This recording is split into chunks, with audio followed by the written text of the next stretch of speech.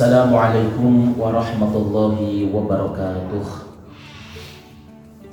Bismillahirrahmanirrahim. Mari bersama-sama kita awali pertemuan online kita pada kesempatan ini dengan bersama-sama membaca Al-Fatihah ila hadrati Rasulillah Muhammad ibn Abdullah sallallahu alaihi wasallam wa ala alihi al-abhar wa ashabihi al-akhyar wa man tabi'ahum ila yaumil khubar wa ila hadrati man ajazani ila al-muntaha fi tafsiril jalalaini wa hawashihi wa la hadrati Syekh Rasul bin Abdullah wa man ajazani ila al-muntaha syai'un lillahi lana wa lakumul Fatihah. Bismillahirrahmanirrahim. Alhamdulillahirabbil alamin arrahmanir rahim maliki yaumiddin. Iyyaka na'budu wa iyyaka nasta'in ihdinas siratal mustaqim. Siratal ladzina an'amta 'alaihim ghairil maghdubi 'alaihim waladdallin. Bismillahirrahmanirrahim. Qul huwallahu ahad. Qul ngucap sapa sira Muhammad, huwa utawi al-mas'ul anhu iku Allahu Allah, rupane ahadun zat kang tunggal. Fallahu utawi Allah iku khobarun huwa khobar lafat huwa, wa ahadun utawi lafat ahad iku badalun dadi badal minhu saking lafat Allah, al khobarun utawa dadi khobar sanin kang kaping pindho. Qauluhu fallahu khobarun ila akhir. Hadza utawi ikilah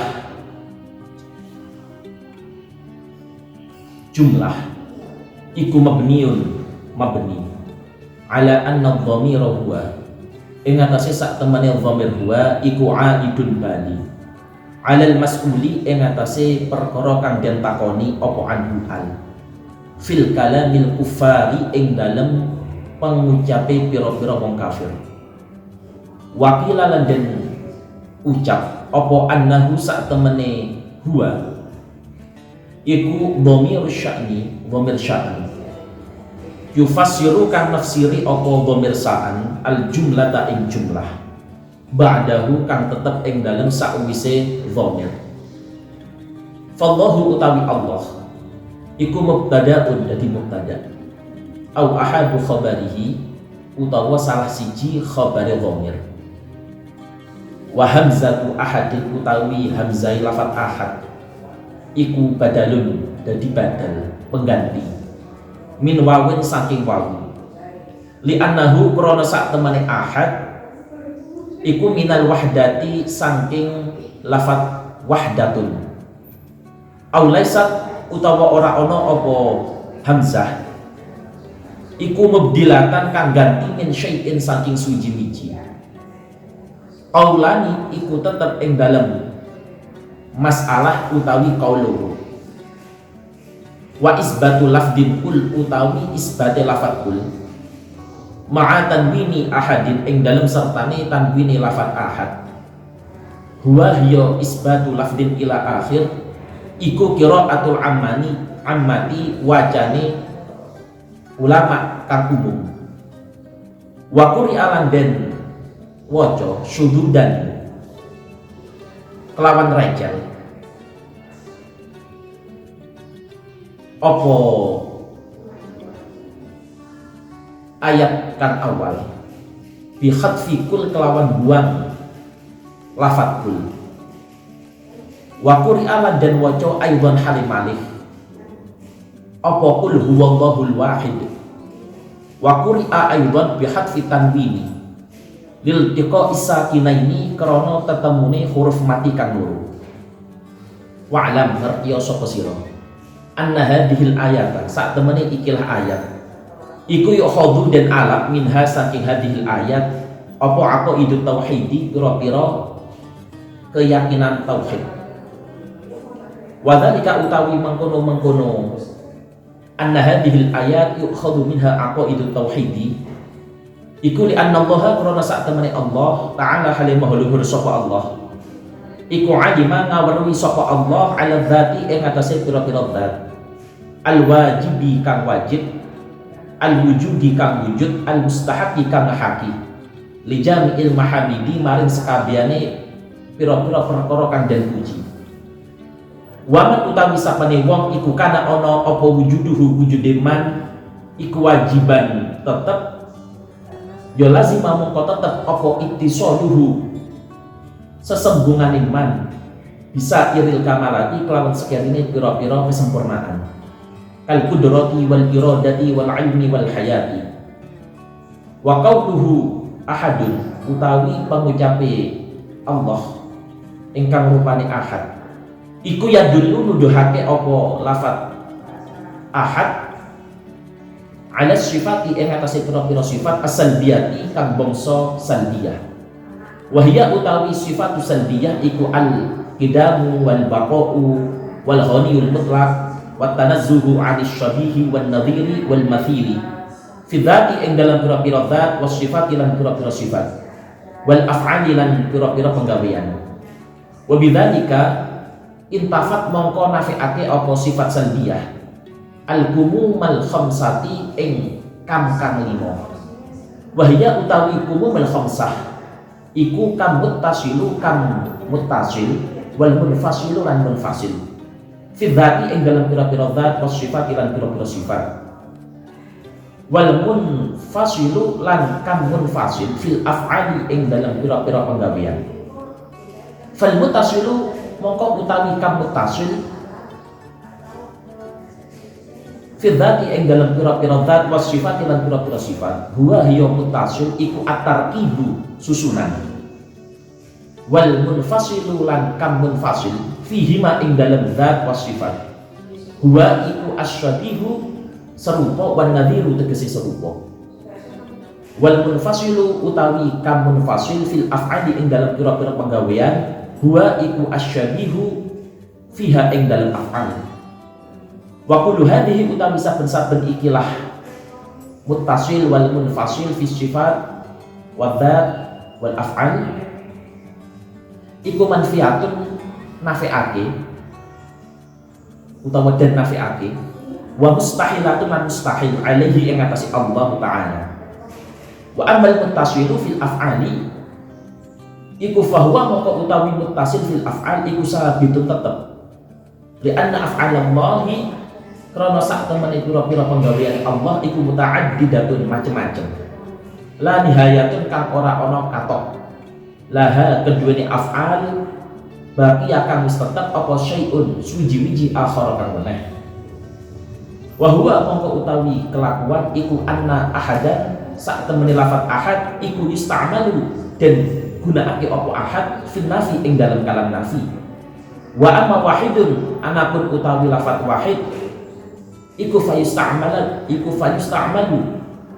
dan gawe apa lafaz wahid fil isbati ing dalam kalam isbat. Para hadirin teman-teman media online yang dimuliakan oleh Allah Subhanahu wa taala, khususnya bersama kita doakan Kepala Sekolah Man Kota Kediri 2 Bapak Haji Nur Salim dan seluruh guru-guru kita yang dicintai, khususnya di Ma'had Darul Ilmi Man Kota Kediri 2 dan seluruh santri-santri siswa-siswi yang semoga semuanya mendapatkan rahmat dari Allah Subhanahu wa taala. Masih melanjutkan daripada pembahasan kita yang kemarin, di mana kita masih berkonsentrasi pada ayat pertama daripada surat Al-Ikhlas, yakni Qul huwallahu ahad. Jadi tema pertemuan kita hari ini adalah limadza annallaha ta'ala yusta'malu lafdzul ahad lal wahid fi hadhihi surah. Di tema kita itu hari ini adalah kenapa Allah Subhanahu wa taala itu kok menggunakan lafaz ahad di dalam ayat pertama surat Al-Ikhlas. Kenapa kok tidak menggunakan lafaz wahid? Kenapa kok tidak menggunakan qul huwallahul wahid? Kenapa kok menggunakan lafaz qul huwallahu ahad? Di sini kita akan bersama-sama membahas. Setidaknya ada dua jawaban yang kita rangkum. Yang pertama adalah adanya semangat menafikan atau semangat salbiyah. Yang kedua adalah karena adanya sisi balaghah. Yang pertama, semangat menafikan. Bagaimana itu maksudnya? harus kita ketahui bahwasanya ahad dan wahid itu berasal dari akar kata yang sama, yakni dari wahdah. Hal itu sesuai yang diucapkan Imam Shawi di dalam tafsirnya, bahwasanya li'annahu minal wahdah. Ahad itu asalnya dari wahdah, wahidun asalnya juga dari wahdah. Maka kedua-duanya ini, baik wahid atau ahad, ini mempunyai arti yang sama. Artinya adalah tunggal atau satu. Bahkan ada juga sebagian ulama itu yang short itu artinya adalah melenceng dari kebanyakan ulama dalam membaca ayat ini. Tidak dengan Allahu Ahad, tapi dengan Allahul Wahid. Kita masih belum mengetahui kenapa alasan ulama tersebut membaca dengan lafaz al-wahid. Ahad. Kenapa di sini lebih condong kepada ahad? Dalam membahas ini, kita itu harus bisa tahu tentang ilmu tauhid terlebih dahulu. Jadi untuk memahami tafsir itu tidak cukup untuk berbekal ilmu tafsir saja, tetapi dia juga harus paham ilmu-ilmu yang lainnya. Contohnya itu adalah ilmu-ilmu tauhid. Ahad itu kalau di dalam kalam Arabi itu biasanya digunakan untuk kalam yang nafi atau meniadakan sesuatu pada kalam tersebut. Begitupun sebaliknya, kalau wahid itu berarti adalah lafaz yang digunakan pada kalam-kalam yang isbat, yakni menetapkan sesuatu pada kalam tersebut. Contoh, di dalam surat Al-Baqarah ada kata-kata wa ilahukum ilahu wahid. Itu kan menetapkan kalam isbat, maka digunakannya adalah wahid. Di dalam lafaz ayat pertama dari surat Al-Ikhlas ini sebenarnya juga kalamnya isbat. Qul huwallahu ahad.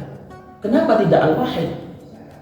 Ternyata di sini para mufassir mengatakan bahwasanya benar secara zahir itu isbat, tapi yang dituju, yang dimaksud pada ayat pertama surat Al-Ikhlas ini adalah menafikan daripada Tuhan-Tuhannya orang kafir. Kalau semisal kita itu bertanya,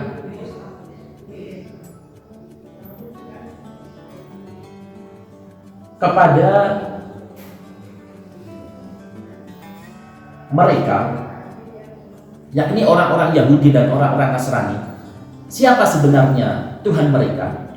Mereka juga meyakini bahwasanya Tuhan mereka adalah Allah. Sama dengan kita. Wala in sa'altahum man khalaqas samawati wal arda la yaqulun Allah. Az-Zumar ayat 38. Orang-orang kafir itu kalau ditanya siapa Tuhan mereka yang menciptakan langit dan bumi, mereka jawab Allah. Cuman Allah yang mana di sini? Sebab Allah yang mereka itu bisa berunsur. Ada Bapak Tuhan, ada Anak Tuhan, dan yang lain sebagainya. Maka karena itu agama Islam menafikan itu semuanya. Tidak menerima sesuatu yang tidak layak disandarkan terhadap Allah. Maka Allah kita, Allah sama dengan mereka. Tetapi ahad, satu artinya tidak terdiri dari unsur-unsur. Maka di dalam ilmu tauhid kita sering untuk mendengar istilah sifat salbiyah. Ada sifat nafsiyah, ada sifat salbiyah, ada sifat ma'nawi, ada sifat ma'nawiyah. Kita konsentrasi ke sifat salbiyah. Bagaimana itu maksudnya? Salbiyah yang dimaksud adalah, kalau bahasa Jawanya itu dedel, atau bahasa Indonesianya itu adalah menafikan, menghapus sesuatu yang tidak layak yang disandarkan kepada Allah.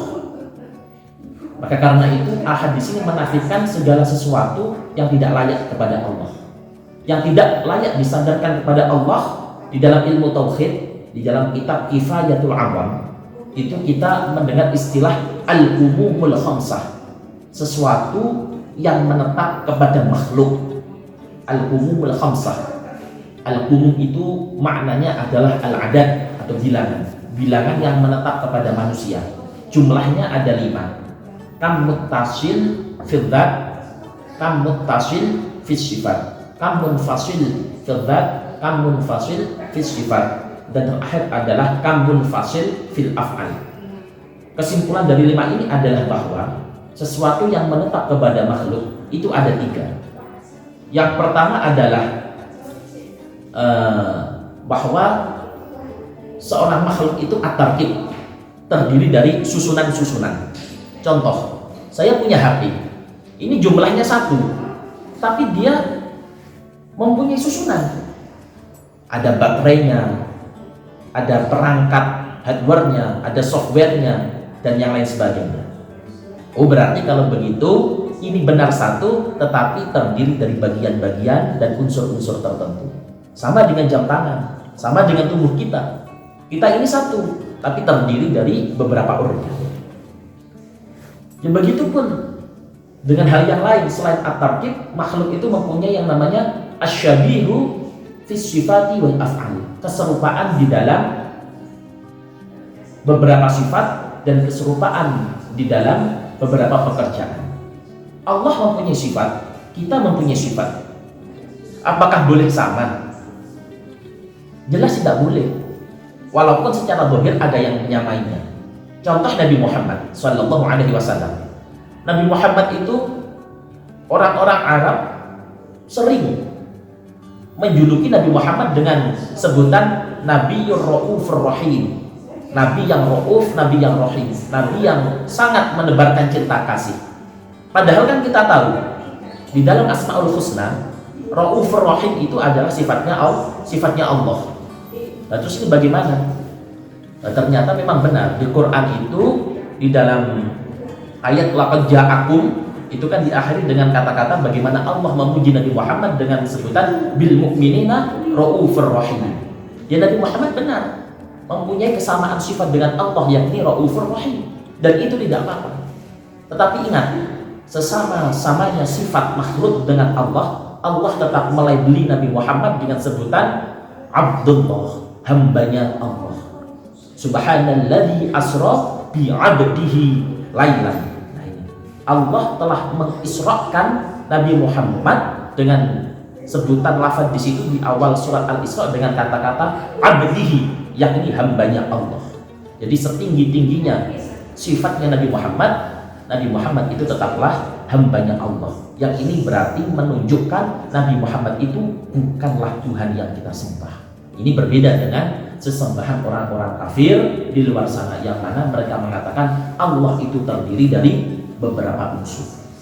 Teman-teman media online yang dimuliakan oleh Allah Subhanahu wa taala. Jadi kenapa Allah di sini menggunakan lafaz ahad? Karena memang adanya semangat menafikan, yakni menafikan apa-apa yang disandarkan terhadap Tuhan-Tuhan yang kufar, menafikan apa-apa yang tidak layak disandarkan terhadap Allah Subhanahu wa taala. Yang terakhir, kenapa Allah menggunakan lafaz ahad di sini adalah karena memang mempunyai sisi balaghah, keindahan ayat-ayatnya. Kalau kita melihat di dalam kitab kecil ilmu balaghah itu Juman namanya, di situ Imam As-Suyuti mengatakan kila wa alla yaksurat takarrar walal idhafati wa fihi an-nadhar. Di dalam suatu qadhiyah, di dalam suatu susunan itu tidak boleh kita itu mengulang-ulang lafaz yang sama, karena itu menunjukkan tidak fasihnya kalam, kecuali apabila mempunyai tujuan yang khusus dan keindahan makna di dalamnya. Dan ini ada di dalam surat Al-Ikhlas. Bagaimana itu? Artinya ahad di sini disebutkan untuk menyamakan dengan adanya nanti lafaz ahad di akhir surat. Qul huwallahu ahad, Allahus samad, lam yalid wa lam yulad wa lam yakul lahu kufuwan ahad. Ada kesamaan di sini. Ada kesamaan ayat pertama ahad Dan surat ini ditutup dengan kata-kata ahad. Dan ini tidak menunjukkan kebodohan Allah, tidak. Karena kenapa? Karena di sini ada rahasia yang khusus. Apa itu? Karena ahad yang pertama itu artinya Allah, tetapi kalau ahad di ayat yang terakhir dari surat Al-Ikhlas itu artinya adalah makhluk. Walam yakun qul huwallahu ahad Allahus samad lam yalid walam yulad walam yakul lahu kufuwan ahad. Dan tidak ada yang menyamainya sesuatu pun. Nah, sesuatu pun itu kan yang dimaksud adalah makhluk.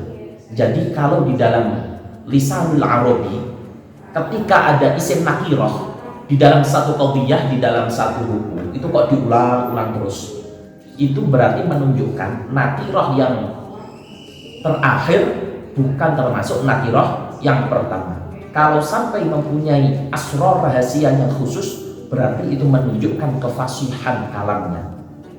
Begitupun sebaliknya, kalau tidak ada asrar atau rahasia, itu justru menunjukkan bagaimana kalam tersebut tidak fasih.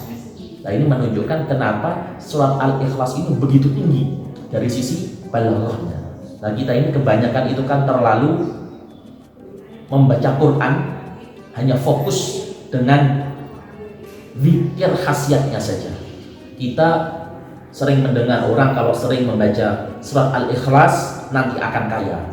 Orang kalau membaca surat Yasin nanti akan kaya. Ya benar, gak apa-apa seperti itu. Tapi Imam Ahmad bin Hanbal itu gak suka kalau ada orang membaca surat tertentu hanya karena melirik khasiatnya saja. Kata Imam Ahmad itu abyahjarul Quran, terus surat-surat yang lain itu mau kamu kemanakan? Seandainya kita ini mikir bahwasanya apa yang ada di dalam Al-Quran itu mempunyai nilai-nilai ilmu, niscaya kita ini akan menjadi orang-orang yang berilmu. Dan di situ pasti semua orang akan memuliakan kita. Karena orang itu dari dulu sampai sekarang yang dimuliakan hanyalah orang-orang yang berilmu. Dan barang siapa yang dimuliakan oleh masyarakat, insya Allah dia akan menjadi orang kaya. Contohnya saja kita baca Yasin. Sampai ada baca Yasin itu 40 kali sekali duduk. Khasiatnya akan cepat menjadi kaya. Kenapa kok fokusnya itu di situ? Kenapa tidak fokus dengan wasyamsu tajri li mustaqarrin laha? Pada hari itu menuju pada garis peredarannya. Nah, ini kan berarti kita harus bisa mengambil bagaimana Yasin itu ternyata juga membahas ilmu astronomi.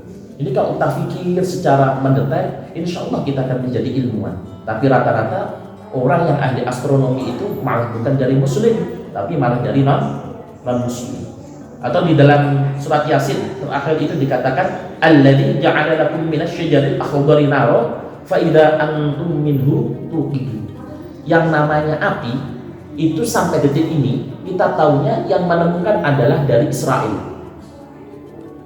Padahal yang menemukan api itu adalah Al-Quran. Al-Quran mengatakan yang namanya api itu berasal dari pepohonan. Orang zaman dahulu itu tidak berpikir sampai segitunya. Padahal ketika pohon itu digesek, ranting pohon digesek satu sama lain, itu pasti akan mengeluarkan percikan api. Ini justru Quran yang menerangkan pertama kali.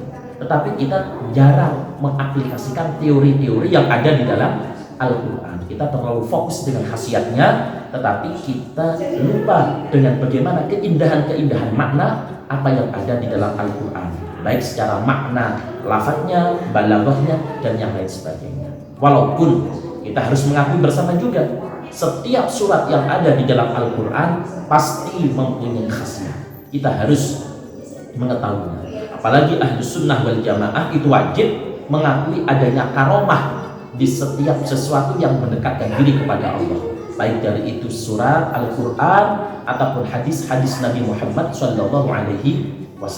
Ini sama dengan Al-Ikhlas ini ketika dibaca, insya Allah akan menyebabkan dia itu masuk ke dalam surganya Allah. Bahkan sampai itu dulu ada sahabat Nabi, setiap jadi imam yang dibaca itu kulhu terus ayat apa? Rakaat pertama kul huwallahu ahad, rakaat kedua kul huwallahu ahad. Sampai-sampai sahabat yang lain itu protes kepada Rasulullah, ya Rasulullah, ini imam kok yang dibaca Al-Ikhlas terus, kenapa kok tidak ganti-ganti? Akhirnya Rasulullah memanggil sahabat tersebut, dipanggil, ditanya oleh Rasulullah, kamu kenapa kok setiap imam itu bacanya Qul huwallahu ahad? Apa jawaban sang imam itu? Jawaban sahabat itu, jawabannya adalah li'annahu min sifatir rahman, karena apa yang ada di dalam Al-Ikhlas itu semuanya memuji-muji Allah Subhanahu wa taala.